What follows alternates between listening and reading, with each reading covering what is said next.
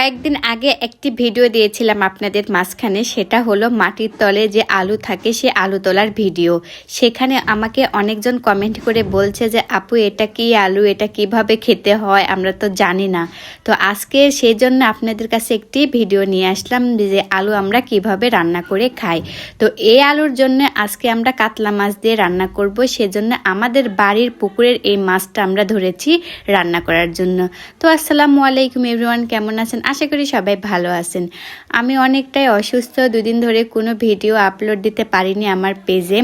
যারা আমার পেজে প্রতিনিয়ত ভিডিও দেখেন তারাই জানেন যে আমি কিন্তু সবসময় ভিডিও আপলোড করি, কিন্তু অনেকটাই অসুস্থর কারণে আমি ভিডিও আপলোড করতে পারিনি 2 দিন ধরে।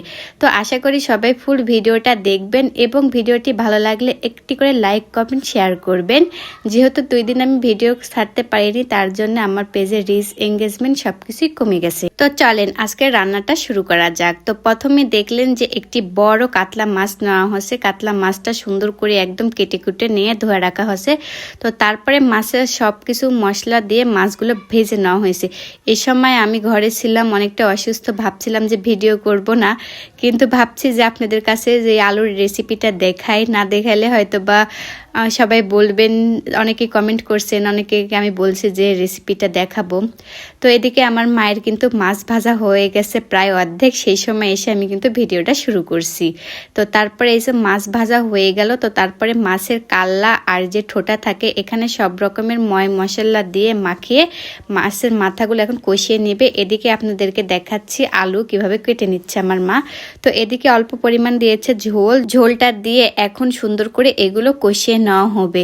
তো এদিকে জাল দিতে দিতে কিন্তু মাছের মাথা আর মাছের ঠোঁটাটা সুন্দরভাবে কষিয়ে নেওয়া হয়ে গেছে, কারণ এটা ভাজলে তেমন খেতে ভালো লাগবে না। আর এদিকে দেখেন আলু কত সুন্দর, একদম সাদা ফ্রেশ, তাই না? আর এই আলুটা খেতে কিন্তু অনেকটাই মজা।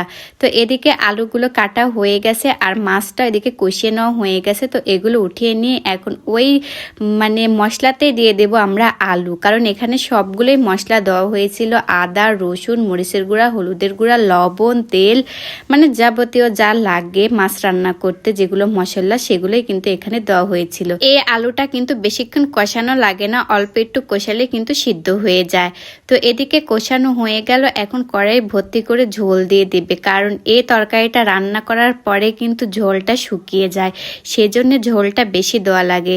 তো এইদিকে হলো ঝোলটা দিয়ে ঝোলে যখন বলক উঠে আসলো, তখন যে মাছগুলো ভেজে রাখছিল এবং কষানো রাখছিল সেই মাথা মাছ সবগুলো কিন্তু এখন দিয়ে দিল। তরকারিটা দেখেন কতটা সুন্দর লাগতেছে। তো এদিকে মাছটা দিয়ে এখন সুন্দর করে নেড়ে চেড়ে দিচ্ছে যাতে মাছগুলো না ভাঙে।